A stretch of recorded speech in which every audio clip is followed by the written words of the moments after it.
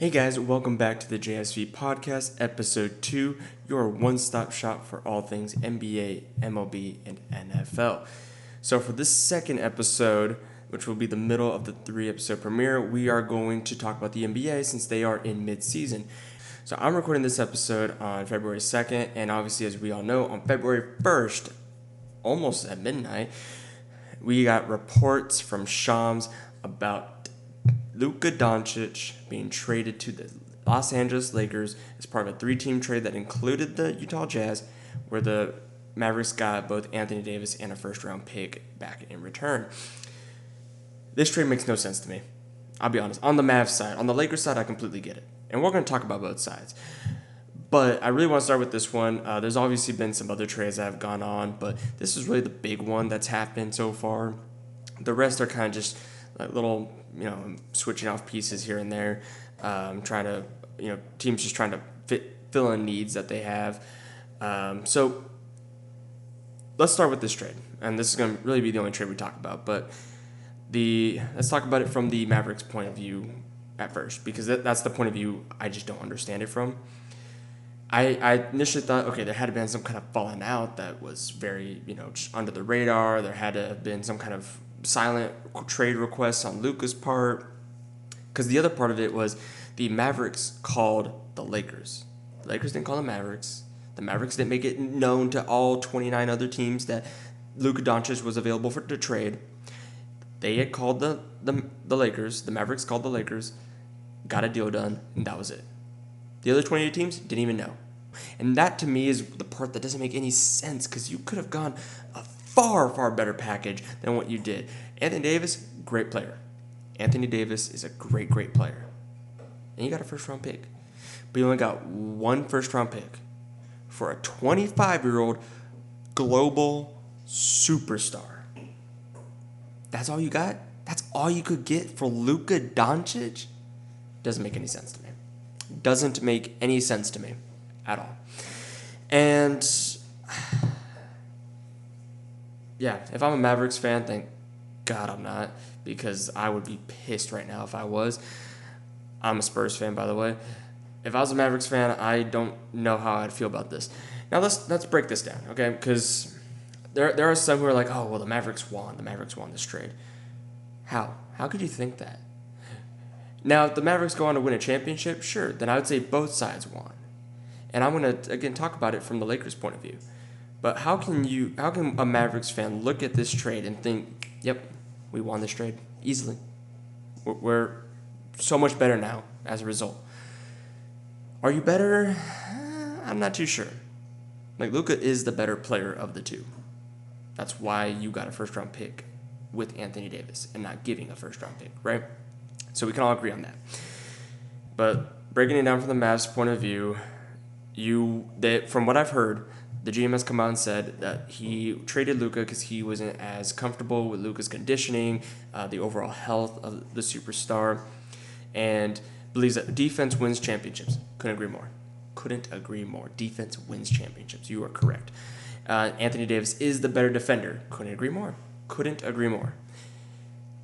However, Luka Doncic took you to helped you get to the Western Conference Finals when his running mate was Jalen Brunson. Jalen Brunson's not exactly known for his defense.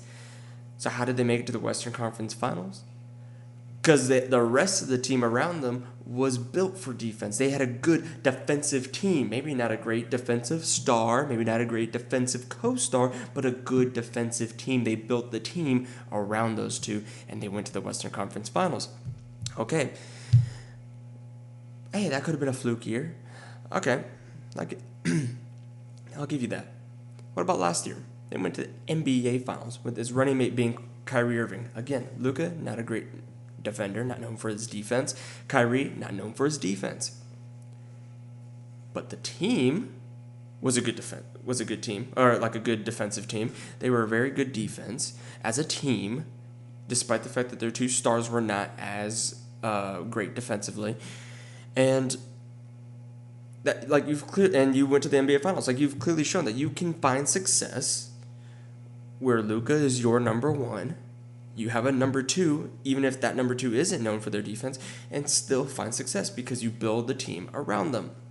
You build really good defensive players, or put really good defensive players around them who know their role and can play to their role exceptionally well. So to say, oh, well, defense wins championships and we're getting a better defensive player, true, but you didn't need to do that. And again, if they were about the same age, like AD and Luka, then I would have really no problem with this trade. I'd be like, okay, yeah, you about the same age and you're getting a better defensive player, sure. But they're not. So he is 31 years old. So he's 31, so he's not old. I'm not saying he's old, but he is 31. Kyrie's already over 30. Klay Thompson's over 30. And those are your three star players. And you don't have a first-round pick for the next few drafts because you traded them all for Porzingis, Kyrie, etc. And so what's your future? Let's think about 5 years later. 5 years. That is the 2030, in 2030, 2029, 2030 season, or 2030 and the 2031 season. AD will be 36. Klay Thompson will be in his mid to late 30s. Kyrie Irving is going to be in his mid to late 30s. How good are those three going to be? They might still be good, but are they going to be this version of good? All-star good, superstar good? Probably not. We already see Klay Thompson regressing in a lot of that because of the injuries that he has sustained. But he's still a good player. But 5 years later, is he going to be a good player? Or is he going to be an okay player? Is he going to be a role player? Kyrie, he's a superstar right now. He didn't make the All-Star team. I think he should have. But I would still classify him as at least an All-Star, probably even superstar still. What's he going to be in 5 years? He used a lot of his athleticism, so is the athleticism still going to be there in 5 years? AD, you talk about Luka not having the right conditioning and worry about his health. AD has a history with injuries. Only the last couple of years has he been better. So maybe, I don't know if he's taking tips from LeBron or if he just found something that works for him or what. But and if he is taking tips from LeBron, guess what Luka gets to do? Take tips from LeBron. Probably might be even healthier now. We'll see. Time will tell. But AD has injury history. And that's, in his prime. How about 5 years later? 36. You don't think he's still going to have some injury history? You don't think some of these injuries might catch up and now he's going to regress a little bit faster? And you don't have any first-round picks. Or, I don't believe they have. You're going to have the Lakers now, first-round pick. So you don't really have your own first-round picks. So I don't really understand, you're in a very win-now mode. And you shortened your championship window. Your championship window, as long as you had Luka, was always going to be open. Just put some good players around him, give him one running mate, and before you're saying, oh, well, we have too many guards or whatever, Luka went to the Western Conference Finals with him and Jalen Brunson. He went to the NBA Finals with him and Kyrie Irving. Those are both guards. Why do we think that he doesn't, his running mate can't be a guard?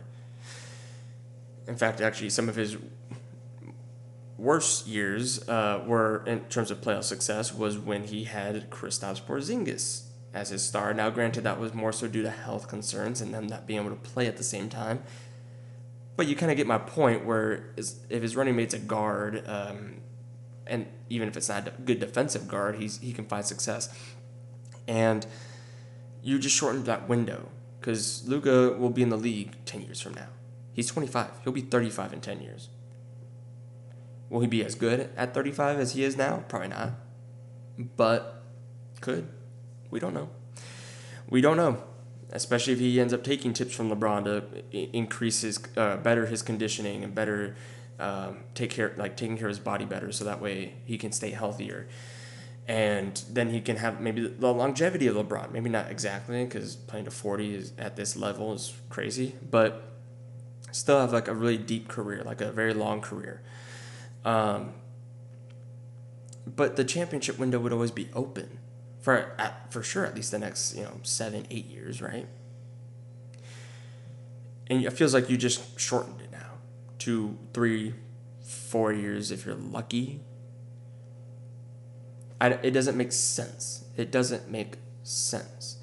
If you don't win it this year, which you still may not, you still have the Rockets, you got the Thunder, you got the Nuggets, and don't forget Jokic has beaten AD on a number of occasions in their battles. And then even if you do get past those, some of those teams, you still got the now you're gonna have a LeBron and Doncic Lakers team. That could be pretty interesting. And then you still out east, you still are gonna have the Celtics who beat you. You're still gonna have the Cavs who are looking great.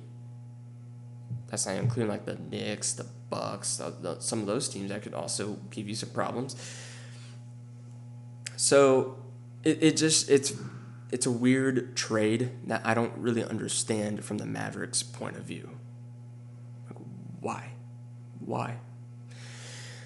So I don't get it, because Luka didn't request the trade, and you didn't make it publicly known that you're willing to trade him to try to get like the best offer, because I think you could have gotten something better than Anthony Davis and just one first-round pick. And for people who are like, oh, well, they can trade some, if it doesn't work out this year or next year, they can trade Kyrie, they can trade AD, they can trade Clay, and get a lot of first-round picks and accumulate that draft capital back. How? You got one first-round pick for Luka Doncic. You think other teams are going to feel like, oh, yeah, I'll give you multiple first-round picks for AD, Kyrie, and Clay when I saw you just traded Luka Doncic for one first to the Lakers? Before you're like, oh, they also got AD. I get that, but you only got one first-round pick, and Luka's worth at least like 3 or 4. Now, yeah, okay, fine. If you're getting AD, you should have gotten both. You know the Lakers have 2 first-round picks. Why not demand both first-round picks? It's Luka Doncic. It's 25-year-old global superstar. It doesn't make sense. So if I'm another GM and I see, AD's up, for grabs, I'm maybe giving you 2 first-round picks. I'm not feeling comfortable giving you 3 or 4. Definitely not more than that. Because I saw you trade Luka Doncic for one.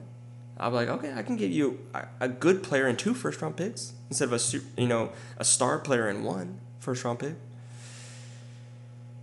And then if you wait 3 years, AD will be 34, so his stock also goes down.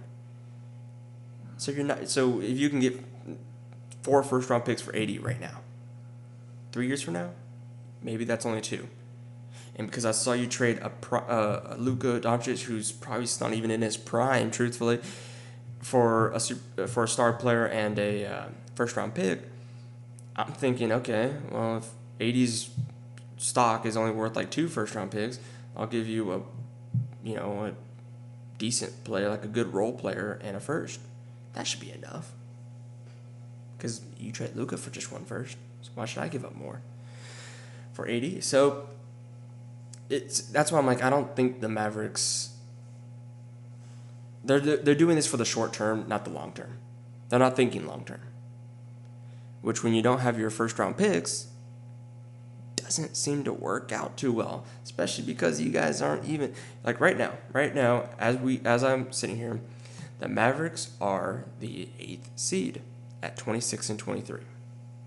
Mainly because Luka and Kyrie have been in and out of the lineup a lot this year. Specifically Luka. But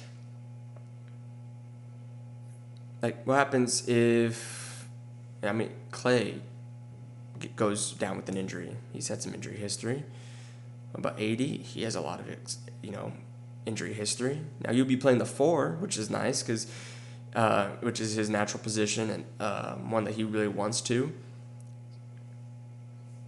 But still, he could go down with an injury. And then what happens? You just traded Luka for injured Anthony Davis. Because you're built for the now. You're not built for later. So if they have an injury, it's more detrimental for you on winning this trade than if it is for the Lakers. So let's go to the Lakers side of things. I think they win. Regardless of if the Mavs win a ring or not, the only way the Lakers lose this trade is if they don't win a championship with Luka. And here's why. You do not have too many first-round picks. You have a 40-year-old LeBron James, so he Lord knows when he's going to retire. And you had an AD that is 31. So, again, when you're looking at 5 years from now, you're probably not feeling great about your chances of being able to contend. Now you are. 5 years, Luka's only 30.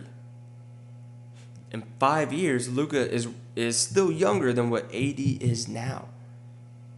That gives you I'm telling you like 10 years probably of contention.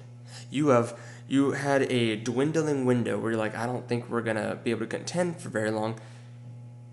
I got global superstar, MVP candidate, MVP caliber player who's only 25 for the next 10 years, probably, as long as you can keep him, as long as he signs extensions, which I'm sure he will. That is pretty dang good. Plus, Austin Reeves is only 26. So I'm not saying Austin Reeves is going to be an all-star or something like that. No. But he's a really good player still. And he's going to be there, and he can be there with Luka this entire 10-year run. 8-year run. Let's do 8 years. Luka will be 33. I'm almost can guarantee that he'll be still really good at 33. So 8-year run, right? Austin Reeves will be 34. Yeah, that's probably when he'll start declining anyway. So yeah, we'll go with an 8-year run. You had maybe a 1-2 year championship window if you were lucky, to now an 8-year championship window easily, maybe even more.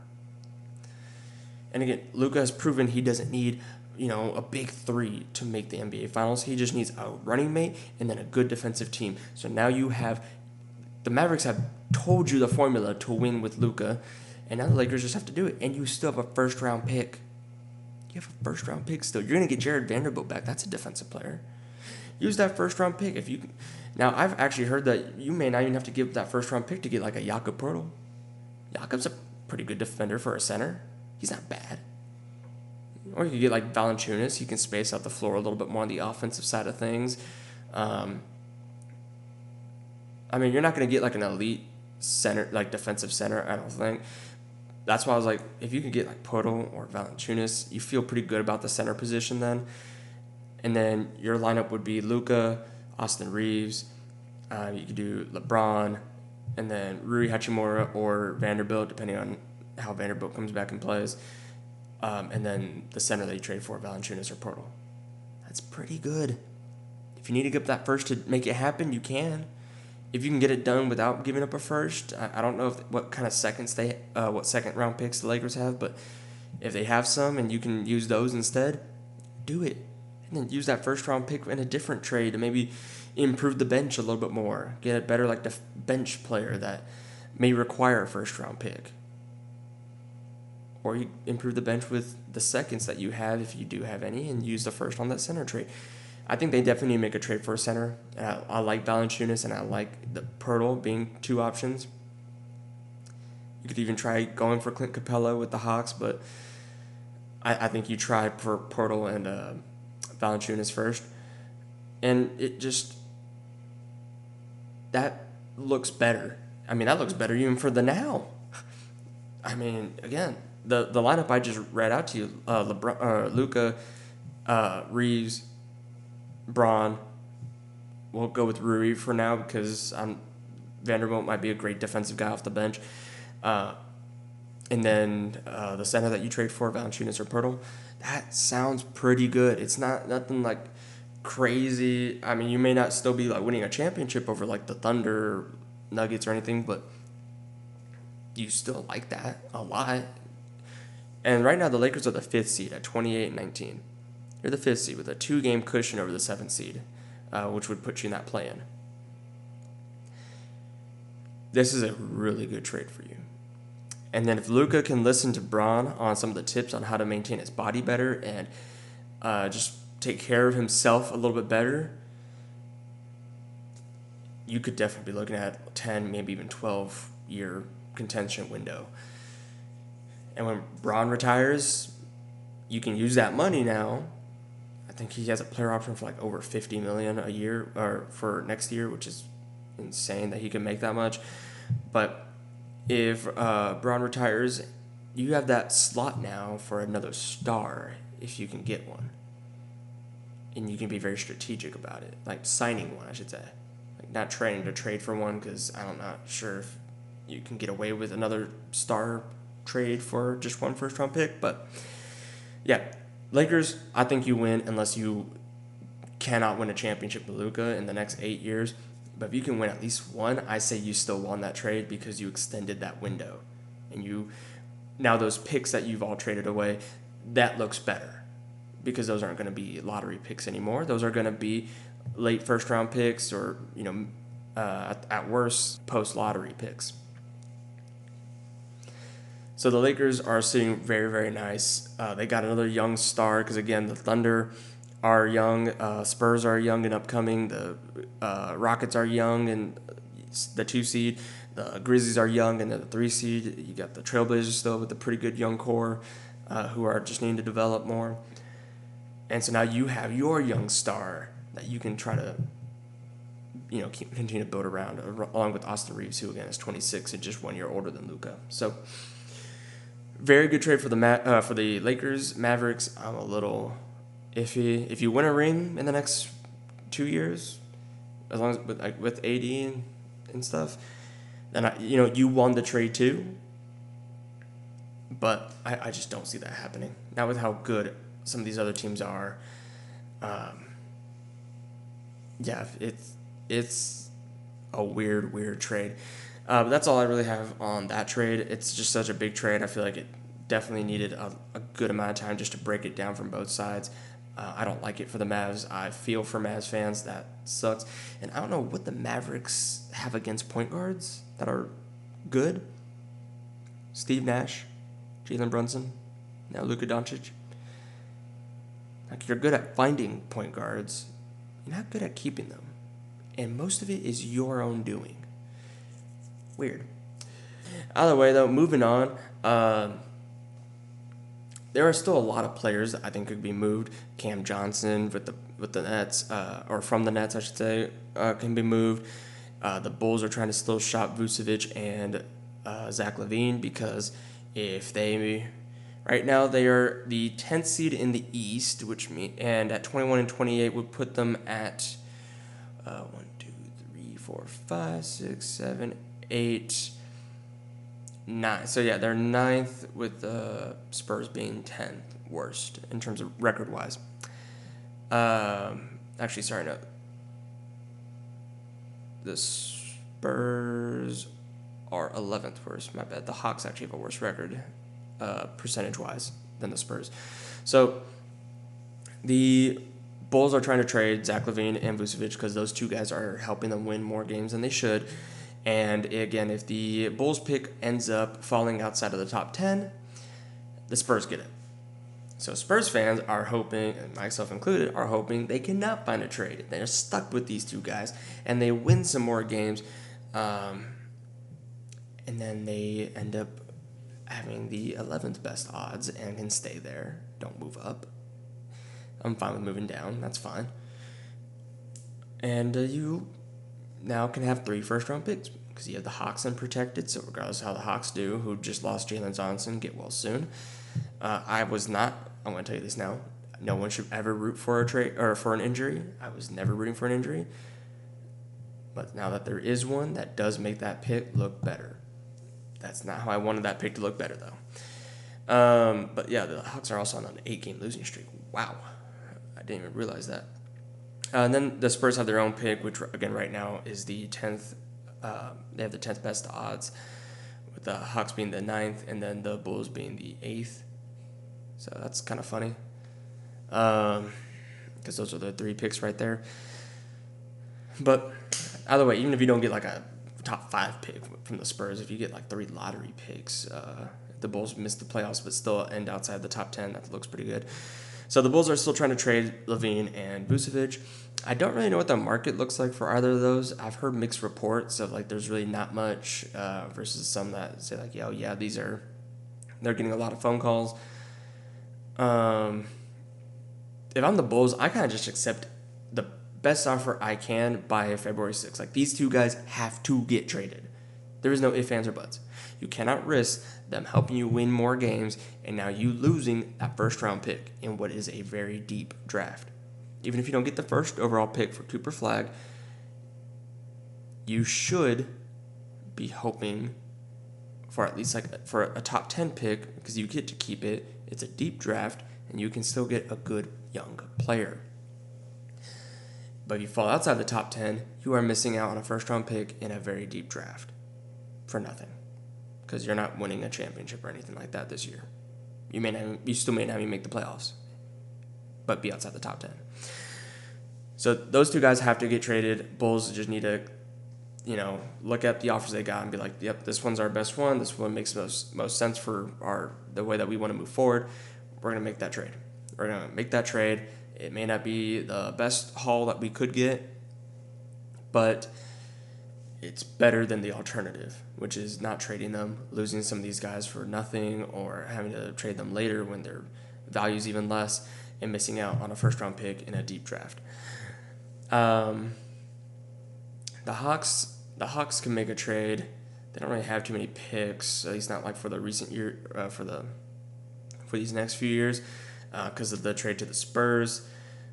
But they still could. I mean, they have some pick swaps with the Spurs that they can trade, I think. They have, the later years picks that they could trade.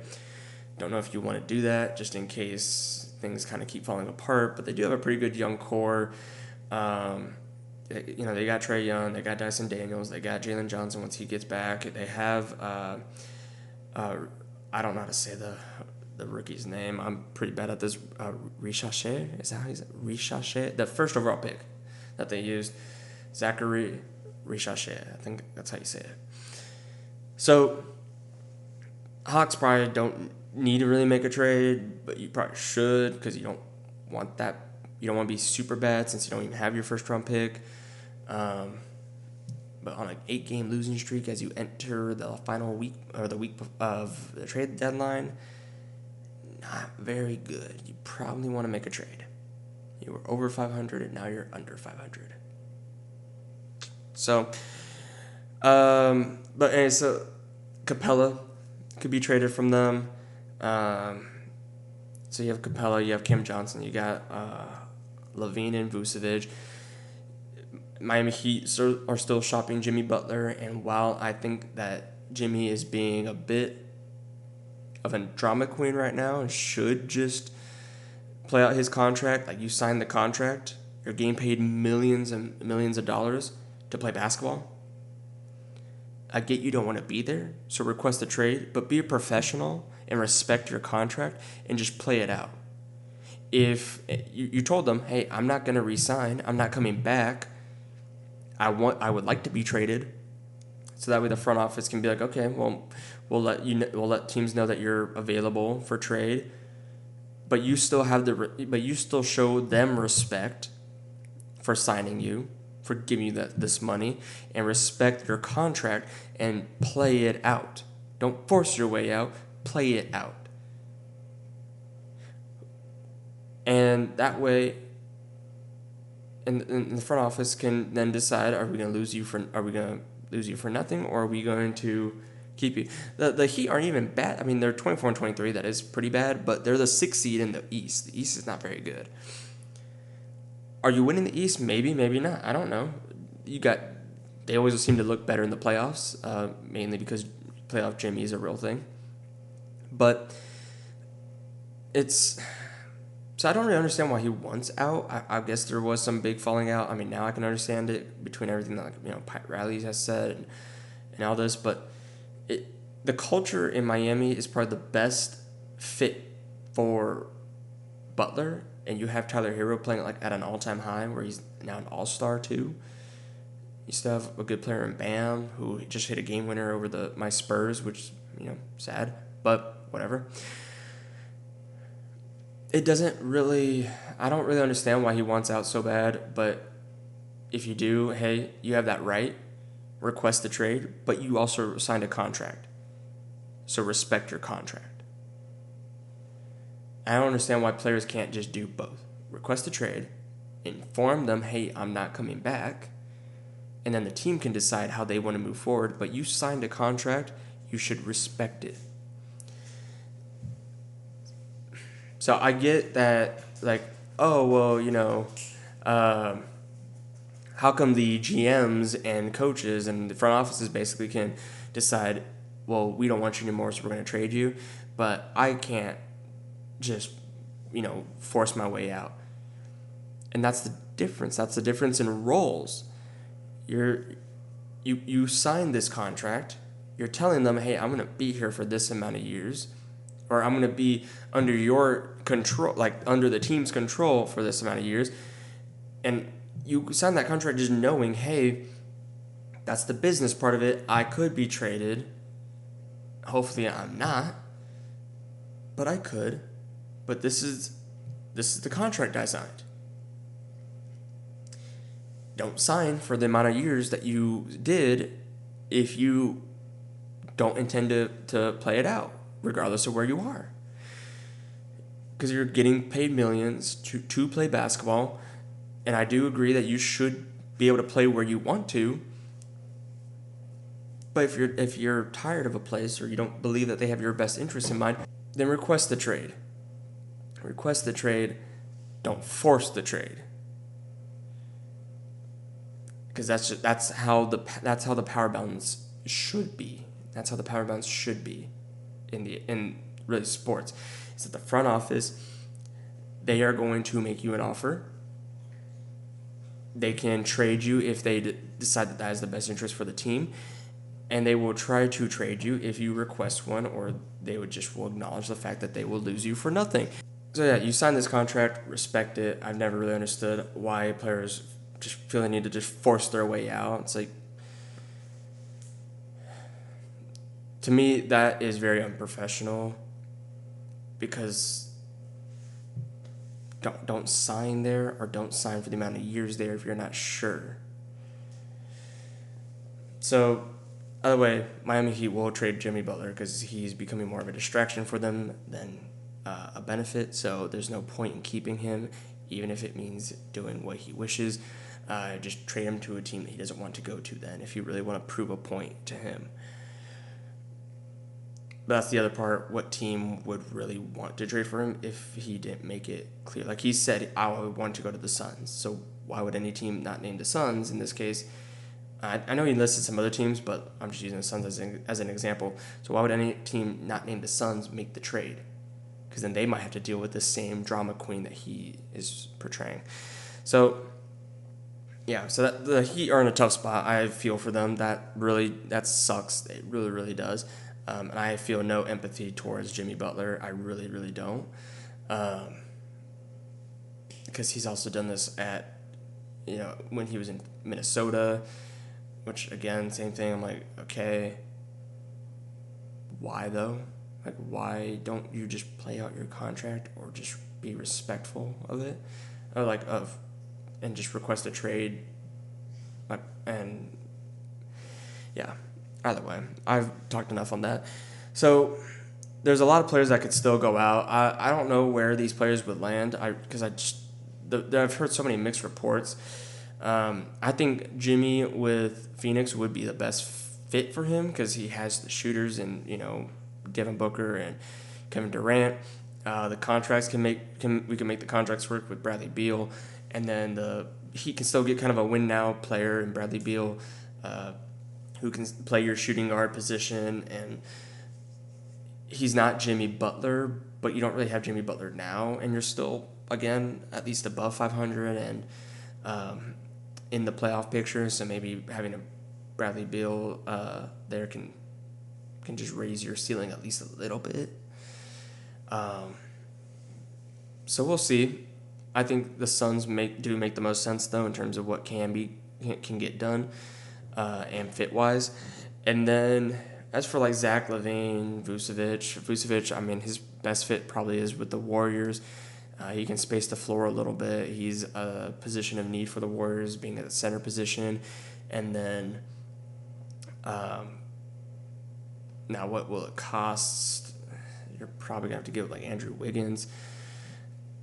In which case, again, does that really make the Bulls that much better or worse?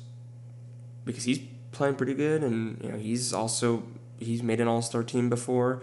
I know he's not playing at the All-Star level like he was when they won the championship that year, but still a good player. So, how much does that really hurt you? And then Zach LaVine, similar thing. It's like, who wants to take on that contract? $40+ million for a player who has been hurt a lot recently, but is playing very, very well. You thought the Lakers could be a good fit for that, but now they made the Luka trade. I don't know how that could be.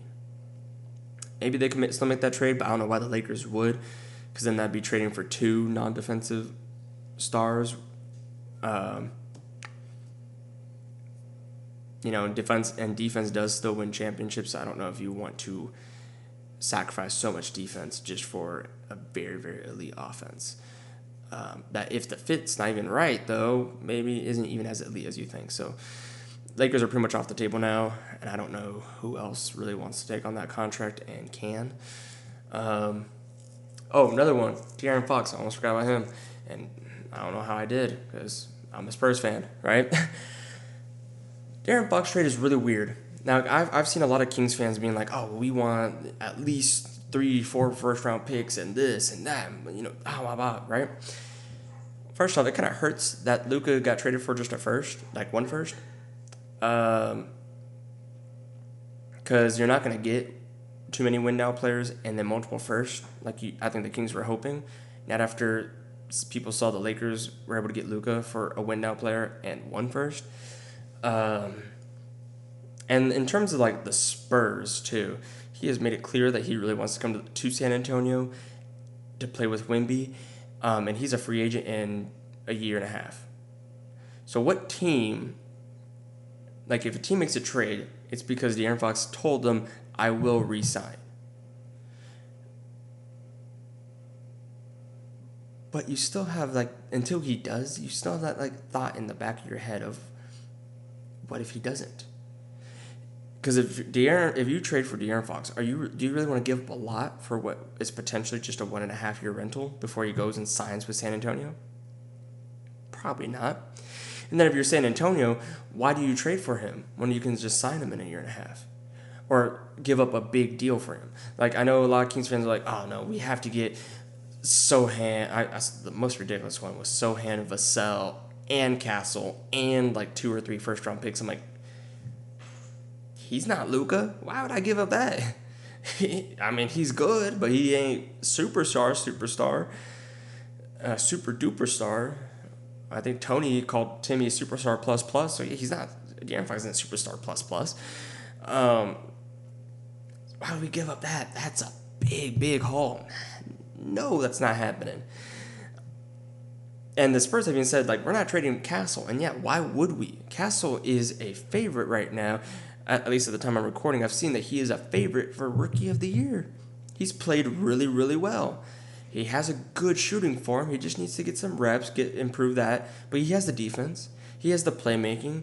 You see he has no fear in just driving down the lane and penetrating the defense to get and those foul calls will start getting called for him a little bit more. So he's such a good player. Why would the Spurs give that up for a guy that they can just sign in a year and a half? Because the Spurs need to win now. Why? Wemby won't even be in will still not even be in his prime in a year and a half. Vassell or Castle won't be in his prime in a year and a half. Sohan won't be in his prime in a year and a half. Vassell might still be improving in a year and a half. They're so young still. I can understand giving up Vassell. I can understand maybe giving up Sohan, even though I'd prefer maybe not to, on either of those. And I don't think you need to if you're the Spurs. because he's made it clear he wants to come to San Antonio. And even if you don't get him, the Castle looks like he could develop into a very good point guard with a good shooting ability as well. And, and then you have the Area 51 connection with him and Wemby, which I love that nickname. That's another reason why you have to keep them together. And then trying to give us a ton of first-round picks, I'm like, why? Other teams may be unwilling to give up a ton of picks because he might just be a rental. And he's clearly made it say that he wants to come to San Antonio, so why should we give up all that draft capital? Oh, because the Kings won't make the trade. Fine, then we won't make the trade. We're still a very young team. We can wait a year, 2 years. I know Wemby may not want to wait that much, but even Wemby's admitted, like, hey, I get it. We are trying to build something here. It's not going to be overnight. We took the next steps by signing Chris Paul and improving. I mean, again, the West is such a deep, deep conference. The Spurs are 21-25. They're not great. Like, they're not looking good. But they have really made it competitive with a lot of playoff teams or beaten playoff teams. Like, they've beaten the Rockets this year. Right? Yeah. Why am I drawing a blank on that? I'm like almost sure that they have. They've beaten the Thunder. Yes, the Thunder were without two, Hartenstein and Holmgren when they played, but we were also without Vassell and Wemby when we played them. So I think it kind of balances out, right? They still had Shea. He was their MVP. We didn't have our MVP, so you still beat the Thunder. You've beaten the Suns. You made it very close against the Heat. You've beaten the Bucks.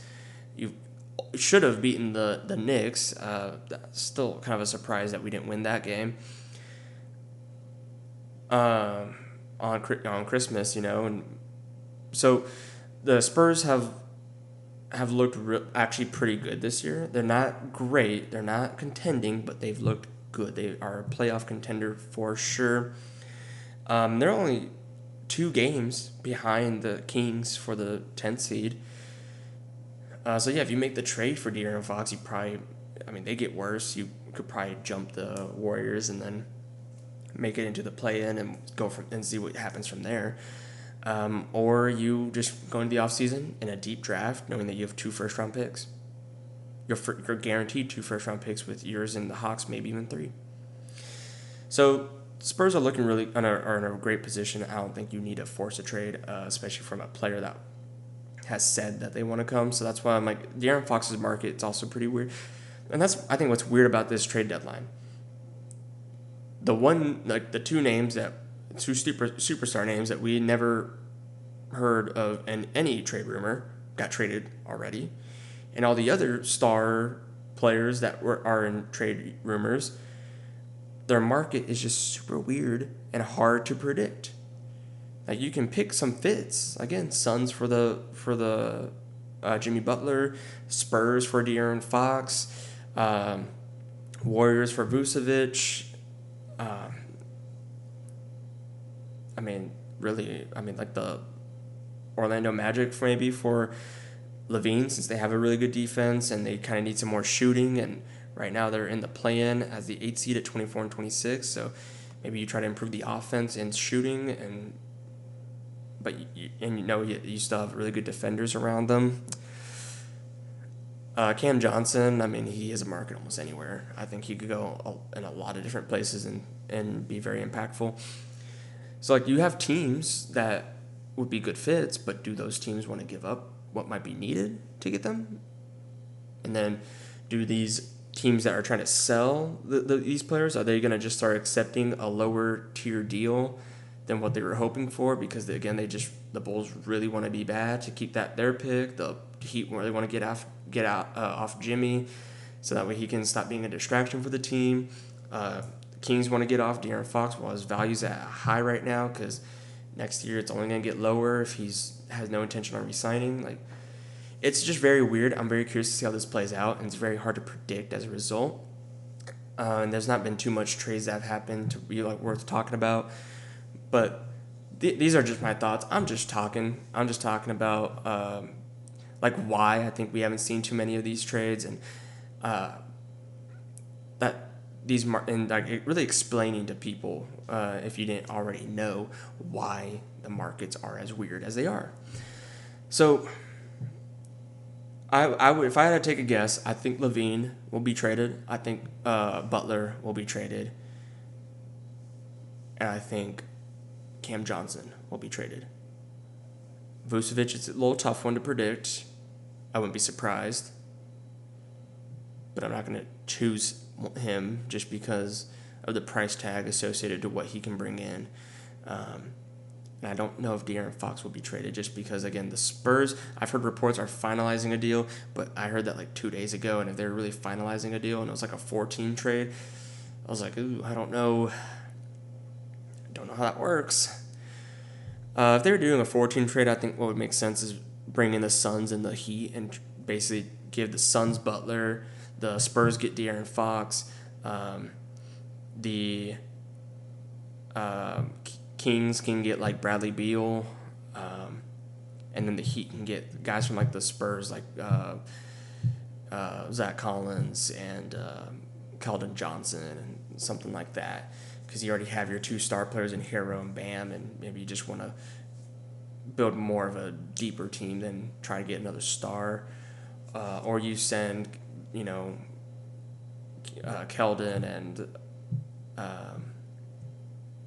I just said his name. Why am I drawing a blank?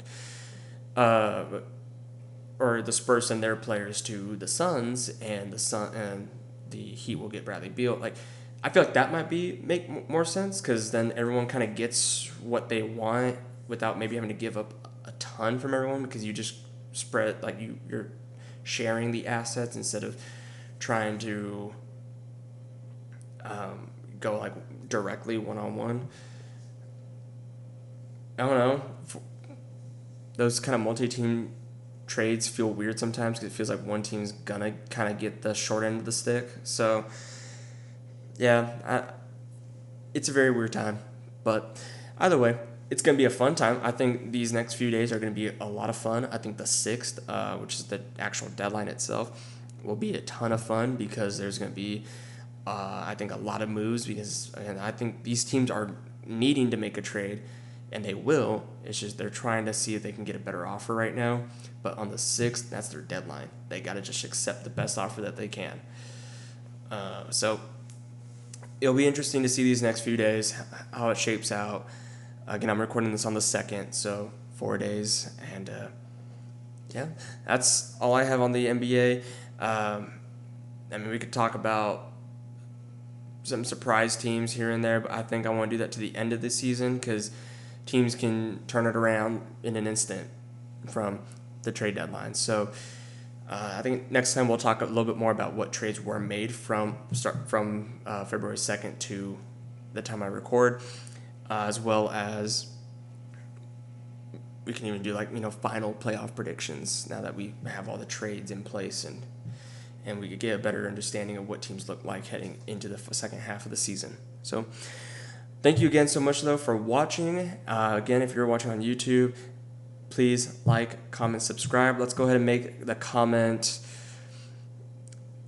Let's see. Let's go with, who do you think wins the trade deadline overall? Yeah. Who do you think will win the trade deadline as a whole? So comment that. I do want to start actually reacting to comments as well. So if you leave a comment and I think it's very interesting, you make a good point, I would love to do a little reaction to it. So please like, comment, subscribe. If you're listening on Spotify, thank you so much for listening on Spotify. Save it, share it, download it, all that fun stuff. So thank you so much. Have a great rest of your day, and we'll see you in the next one.